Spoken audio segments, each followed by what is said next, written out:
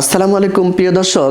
বিএনপির মহাসচিব মির্জা ফখরুল ইসলাম আলমগীর হঠাৎ স্মৃতিসৌধে এসে হঠাৎ অজ্ঞান হয়ে অচেতন হয়ে পড়ে গেলেন। তার আগে চ্যানেলে নতুন হয়ে থাকলে অবশ্যই চ্যানেলটি সাবস্ক্রাইব করে একটি লাইক করে পুরো ভিডিও দেখতে থাকুন। সাভারের জাতীয় স্মৃতিসৌধে বীর শহীদদের বিএনপির পক্ষ থেকে শ্রদ্ধা জানানোর পরে বিএনপির মহাসচিব মির্জা ফখরুল ইসলাম আলমগীর অসুস্থ হয়ে পড়েন। এরপরে সেখান থেকে তাকে অচেতন অবস্থায় হাসপাতালে নিয়ে যান বিএনপির নেতাকর্মীরা। সোমবার 16 ডিসেম্বর সকাল 10:30টার দিকে সাভার জাতীয় স্মৃতিসৌধের বীর শহীদদের প্রতি ফুলের শ্রদ্ধা জানান বিএনপির নেতাকর্মীরা। পরে সাংবাদিকদের সঙ্গে কথা বলতে এসে বিএনপির মহাসচিব মির্জা ফখরুল ইসলাম আলমগীর প্রথমে অসুস্থ বোধ করেন। তখন তিনি জাতীয় স্মৃতিসৌধের ফ্লোরে বসে পড়েন। সে সময় তার মাথায় পানি ঢালেন বিএনপির নেতাকর্মীরা।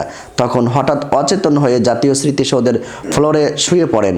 পরে বিএনপির নেতাকর্মীরা তাকে ধরাধরি করে দ্রুত হাসপাতালে নিয়ে যান।